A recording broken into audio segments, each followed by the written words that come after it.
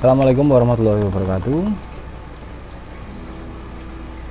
Kondisi suhu udara yang dingin pada malam hari, terutama akhir-akhir ini, hal yang berikutnya yang harus kita waspadai adalah gas berbahaya dalam kandang.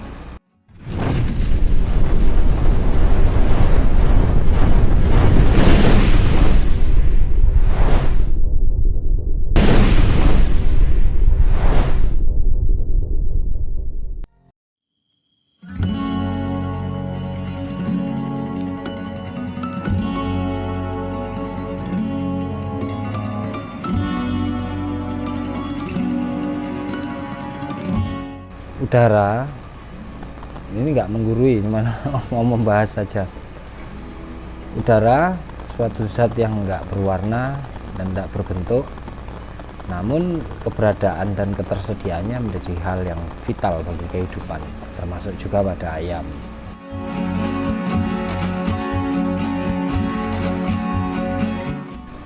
Munculnya kasus penyakit pernapasan di peternakan akibat kadang-kadang peternak telat membuka tirai atau liter kandang atau las kandang itu terlalu basah, jadi lembab. Semua kondisi seperti itu yang berkaitan dengan ketersediaan udara bersih di dalam kandang. Jika kuantitas dan kualitas udaranya buruk, maka ayam sudah pasti akan bermasalah.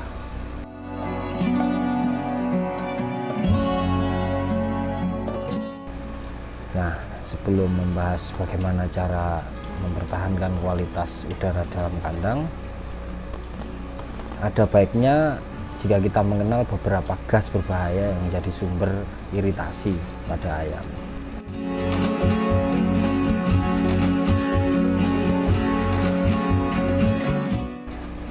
Yang pertama, amonia. Itu penyebab bau dan sumber iritasi yang paling utama bagi ayam. Salah satu masalah yang biasa muncul di peternakan adalah masalah bau kandang. Bau yang menyengat terjadi disebabkan oleh kandungan amonia yang tinggi. Amonia adalah gas yang dihasilkan dari proses perombakan sisa-sisa nitrogen yang terdapat dalam feses atau bakteri ureolitik. Amonia sendiri di lingkungan terdapat dalam dua bentuk, yaitu bentuk terikat atau larut dalam cairan feses, yaitu NH4OH, dan bentuk gas NH2. Keadaan ini belum disadari sepenuhnya, apalagi dampak dari tingginya gas amonia tersebut. Sebagai contoh, yang paling nyata ini adalah masih banyaknya farm yang jaraknya antar kandangnya hanya berkisar 5 meter saja.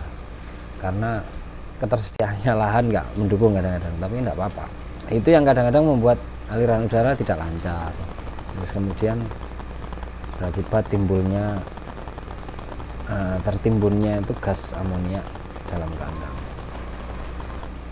Efek yang ditimbulkan akibat tingginya amonia, karena amonia itu sendiri memiliki daya iritasi yang tinggi, terutama pada mukosa itu, membran mata itu. Terlebih lagi jarak antara pernafasan ayam dan fesesnya sebagai sumber amonia itu dekat, paling tidak ya 20 cm lah, kalau apalagi pas tidur jadi lebih pendek.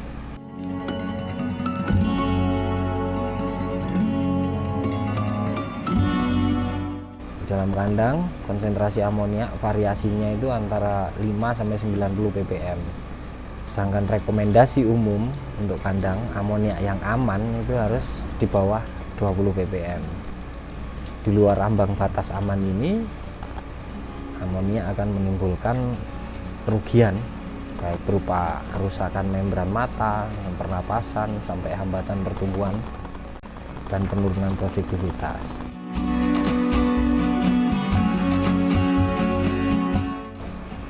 Ya, oleh peternak-peternak itu mengetahui kadar amonia dalam kandang ya dengan indera penciuman. Nah, kalau pilek ini gimana tuh? Pokoknya kalau kita masuk ke kandang, bau kotorannya sudah mulai menyengat, nah itu kadar amoniaknya bisa dikatakan berlebihan, nggak usah pakai alat lah. Kalau sumber iritasi lainnya selain amonia masih ada lagi gas yang menimbulkan iritasi pada ayam jika kadarnya berlebihan. Poinnya itu ya menciptakan udara bersih, sirkulasinya juga harus bagus. Ya, kita harus mencari solusi dari faktor-faktor tersebut. Yang berikutnya, manajemen liter kandangnya juga harus diperhatikan.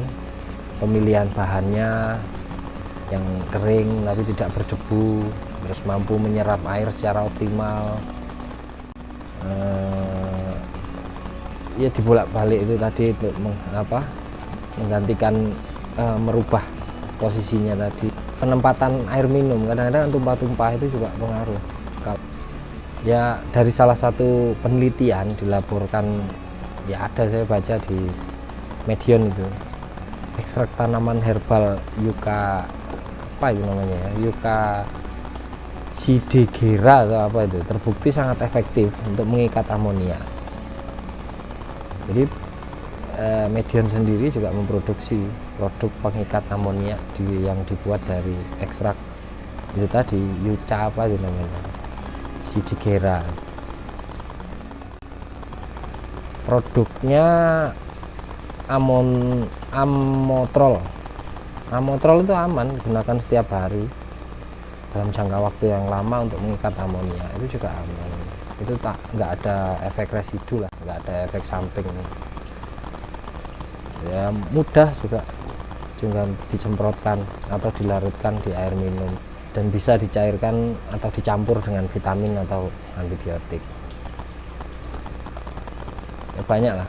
Kalau kita di Maestro, kita pakai bahan sederhana, ya cuka itu, terus Proklin. Kalau Proklin itu ya alhamdulillah, kalau untuk virus Proklinnya, kalau bakteri dan segala macam kita pakai cuka. Cuka juga ke virus juga bagus. Dan berikutnya untuk pembersih lantai, untuk bakterinya kita pakai itu. Tapi untuk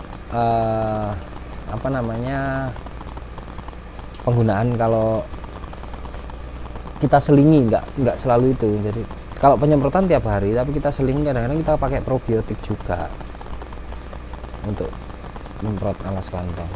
Ya alhamdulillah kondisi kandang kita untuk tingkat amoniaknya bagus.